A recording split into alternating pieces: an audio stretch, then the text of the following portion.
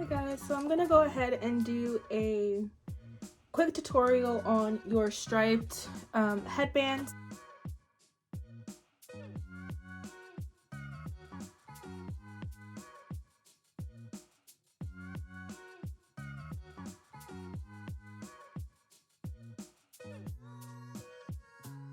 This is white red heart if I'm not mistaken, and I'm only using this because I've had it in my stash for a while and I don't particularly do things with white, so I'm just gonna go ahead and use it because honestly it contrasts with most of the colors that I have.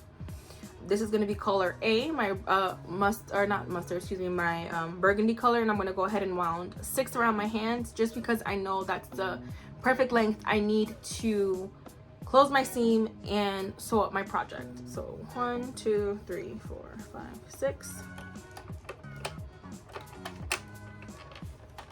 Normally I do use a threader or a tensioner, excuse me, but I don't have it with me at the moment and I am too lazy to go get it from where it's at. So here we go.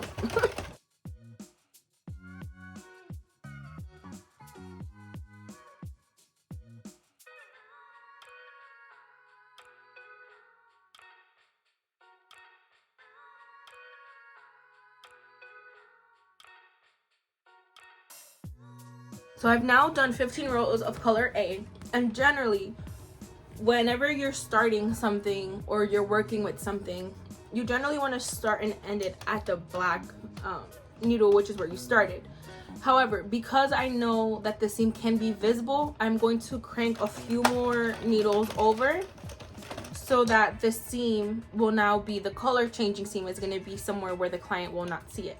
Okay, now something else I'm going to be doing is interchanging colors. So I'm going to introduce color B now, but I'm going to place color A in the middle of my hoop because I don't feel the need to cut. You are welcome to cut and tie every time there's a color change, but because I am using the same 2 colors, I'm just going to go ahead and place the one that I'm not currently pulling from or threading from in the middle. Okay, so I just did that. Now I'm going to leave a fairly decent tail of the color B and just place it here on the same exact needle as the last needle that color A is on.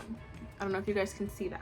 Both colors are here now. Okay, now I'm going to do 10 rows of color B. Do not mind my dog, please.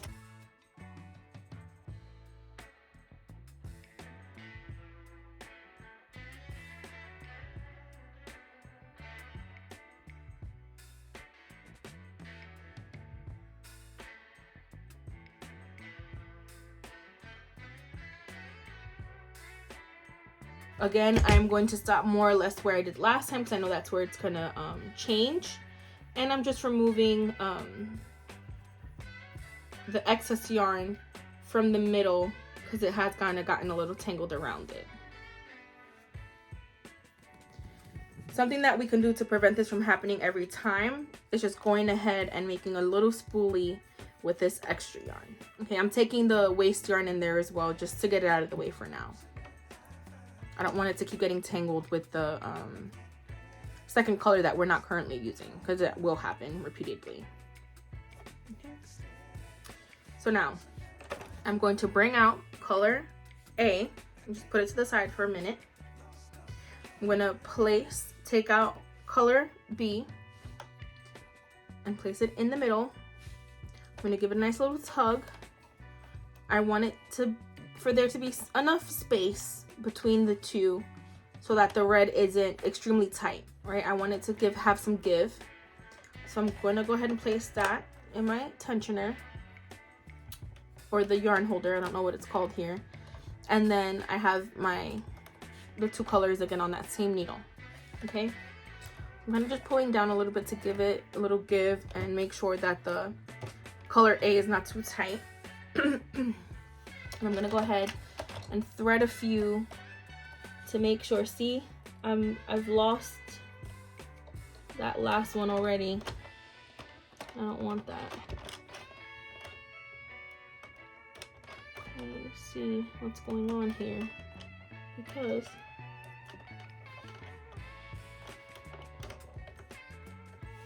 this should have been down here and it is not.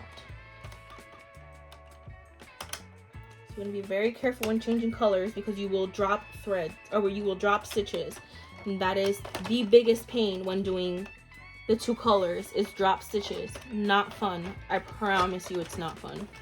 I'm just going to slowly crank and then use my drill adapter. Try and get in a few more rows. There we go.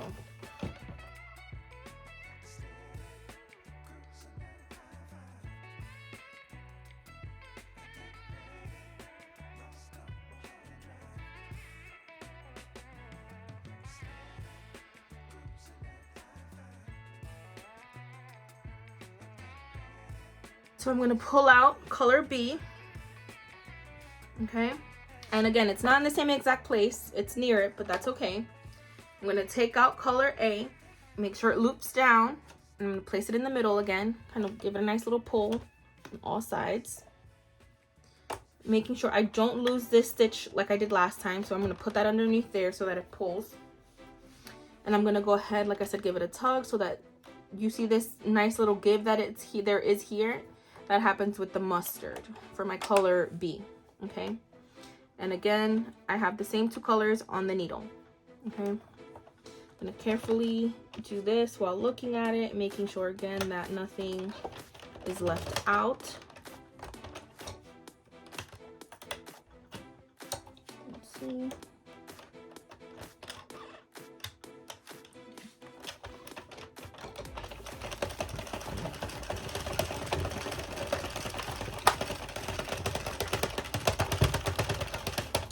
So I'm doing 10 rows now of both A and B until I reach my 75th row, okay?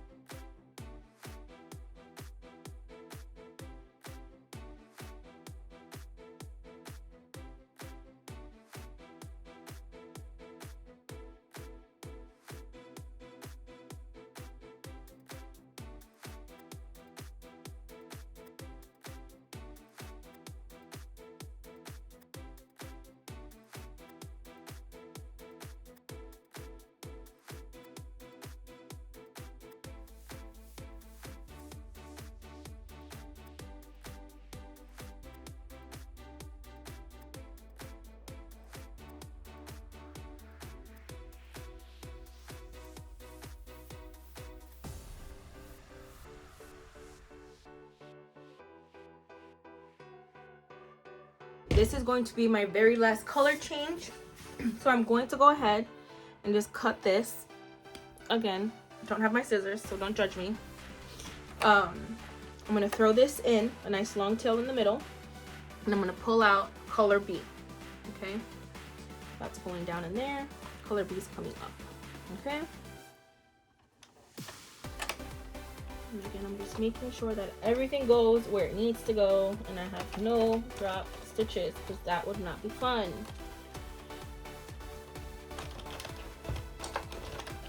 Now, this last color change is going to have 15, just like that very first color change that we had.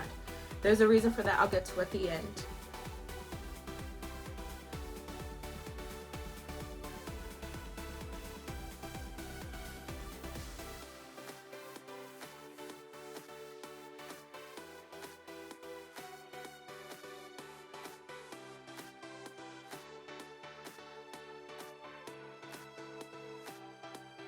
I have my 15 rows, and I will be stopping at the black needle because I do not want my seams to be off. Okay, at the end I do 3 loops, so 1, 2, 3, and that's enough to seam my ends. Okay, I'm just putting that in there, and I'm going to go back to my waist yarn.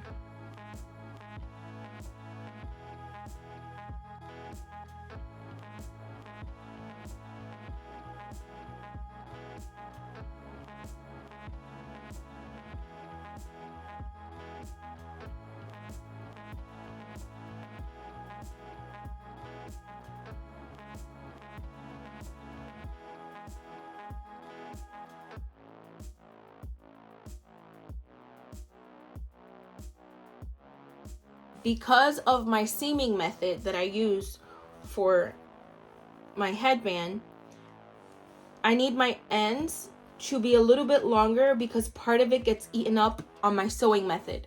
If you did a different method where your seams met at the back, my seams are in the front hidden, okay? And like I said, that eats up some of my space here in my headbands. So some of this is in the binding. So I've made the very first and the very last rows a little bit longer so that they look very similar to the others once they're bounded. If your seaming method is different and your seam is not being eaten up by your closure, then you would want to have it all even, okay? You would not need to be adding those extra rounds to your end and beginning. They could be the same as the others, okay? So instead of adding an extra 5 and an extra 5 to the end, then you would just do another striped, okay? So I'm gonna go ahead and close this up. Let me show you the seam, okay? This is the end seam on the black needle, okay? So I know that my project is going to be flat this way, okay? This is flat. This is one side. This is the other side. Here you can see where I have added or changed colors. This, if we would have done it at the start and end, would be here on the outside, on the rim of the headband. I wouldn't have want that because the client can see it. Now, when I'm sewing up my headband clothes, I can make sure that my color change is on the inside of the headband so that it is not seen and it is very seamless. Only this will be seen on the outside. There you see no color change, not even on the edges or anything. And ideally that's what you want. That's why I have the color change here. I will have to flip this out and tie my loose ends to the existing color change and then close up my seams. I'm not going to do that in this video. This was just a quick tutorial on how I do the alternating colors on my knitting machine. But if you guys have any questions or want further explanations, please go ahead and leave me a comment below and I'll do another video on that. Thank you guys for watching. Please like and subscribe and comment again those questions that you guys have.